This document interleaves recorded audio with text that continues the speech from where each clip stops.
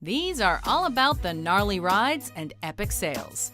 Welcome to WatchMojo.com, and today we're counting down our picks for the top 10 extreme sports. Stop. Drop. For this list, we're looking at recognized extreme sports that involve a bit of skill, technique, and intelligence. So with all due respect to the running of the bulls, which involves running and attentiveness, that event didn't make our list. Number 10, bull riding. Play the game, you take the pain, you know the dangers, and you're willing to pay for them to do what you love doing. So you think you're a tough guy, eh? Well, let's see you last 8 seconds getting your ass or twig and berries handed to you on top of a raging bull.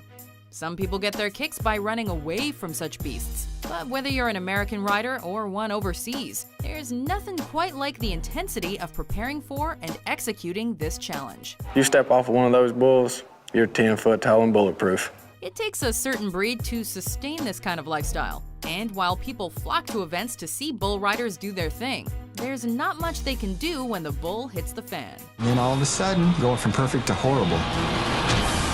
Number 9, volcano surfing. I push off.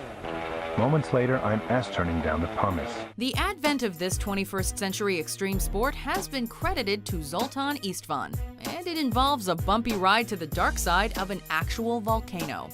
That's right, a couple thousand years ago, the poor residents of Pompeii were essentially buried alive thanks to Mount Vesuvius. And now, adventurers fight back against volcanoes, so to speak, by getting all up in their business. Go! Times have changed, of course, but one must always be aware of getting all carved up by chunks of ash and flying debris. Oh yeah, the explosive lava is something to think about as well. Number 8, ice climbing. It's a 100-meter vertical ice shield, nearly rock hard because the sun never hits it. We all know that mountain climbing is for pansies, right? So that's why this slippery sport has gained such momentum in recent years. We're kidding, of course, as both rock and ice climbers are equally adventurous and crazy. Whether you prefer alpine ice or water ice, the basic laws of nature apply when climbing up a frozen waterfall. One does not simply ice climb. One comes ready with all the appropriate gear, prepared for perhaps the most exhilarating feeling in the world, and maybe a nasty fall. Number 7, highlining.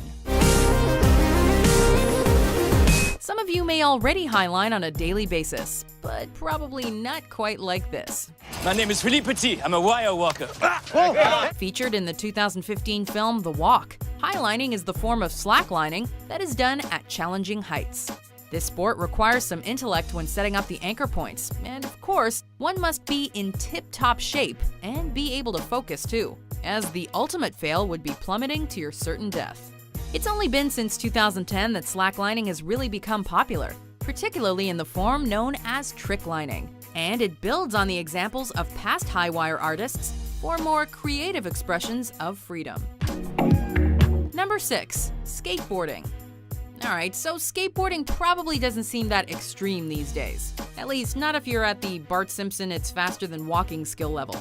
But every self-respecting skater knows that some broken bones are necessary if you want to call yourself the real deal. We don't really need to explain the essence of this extreme sport, as YouTube has become a haven for countless skateboarding fails, and also some rather impressive feats. The activity is something of a gateway sport for extreme individuals, and a culture in its own right. You either skate or you don't. Number 5, creeking, also known as steep creeking. Sure, one may enjoy kayaking or canoeing, but that doesn't necessarily mean you enjoy literal downward spirals off waterfalls. But if this does sound like you, then you're a creeker. Congrats on having a name. What do you need besides a kayak and a death wish? Well, a first aid kit might come in handy, and you'll certainly need a throw bag and face mask. Those living in the Appalachians have come to know creeking all too well, and there's nothing like experiencing a first descent, whether it's your own or with somebody else. Beware of chicken heads and sieves, and always creak with confidence. Number 4, Ice Cross Downhill, also known as Downhill Ice Cross. I'm high in my life right now. There's nothing like it. The average person typically struggles when trying to lace up a pair of ice skates, and even more so with the actual act of skating. But if you grew up playing hockey and know how to maintain a certain balance, then you'll find some value with Ice Cross Downhill. Holy moly! Hey! Do you think they can go any faster than me? Here's what happens. Skaters shoot down a walled track and try not to break their asses. It's just like downhill skiing, except with sharp skates and hard ice. As you can imagine, the average Ice Cross Downhill fail will make anyone wince, especially if you happen to be executing the failure in question. Number 3, motocross. You gotta always jump something.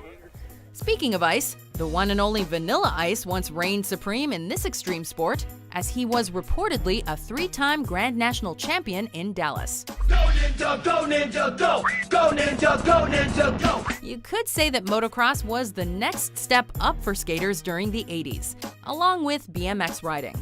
Numerous sub-competitions have emerged from this vehicular activity, whether it be freestyle, supercross, or whatever competitors come up with next. Some fly high while others keep it low. But motocross has long been a favorite among your more liberal motorcycle enthusiasts. Number 2, free climbing. Now the big question.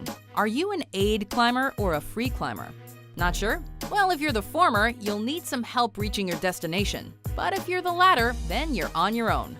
Literally. You know, you commit, you're like, I'm doing this, here I go. But then after like a couple hours of being all committed, you're like, man, I'm tired. Sure, free climbers take the appropriate measures to prevent, death. But the point of it all centers on the trendy concept of do-it-yourself. There's always that one glance down and it's out of the corner of your eye. Because once you make the turn and look, you're like, oh man, I am high. When you're a kid, you climb trees. But if you're an experienced free climber, you reach a bit higher. Some question the motivation of free climbers, which does make sense, but perhaps you just don't understand the feeling of exhilaration. It'd be sort of like asking a gymnast what they're thinking about while they're doing the routine. Ideally, they're just executing it perfectly. Before we unveil our number 1 pick, here are some honorable mentions.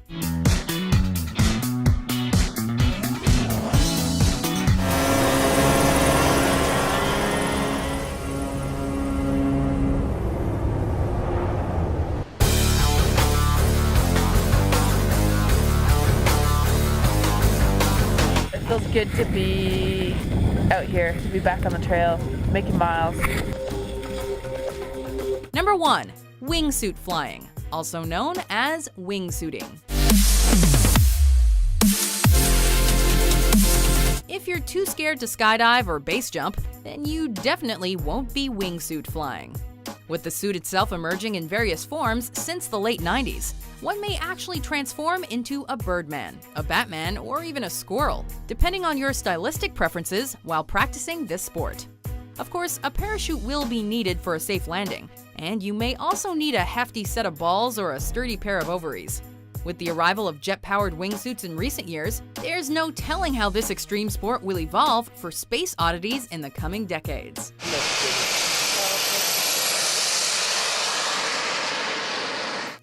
Do you agree with our list? What's your favorite extreme sport? You just have to hang on and, figure it out and fight. For more mind-blowing top 10s published every day, be sure to subscribe to WatchMojo.com. It might not be the toughest route in the world, but given that most people would be happy just to make it up a flight of stairs dressed like this, it's a pretty good effort.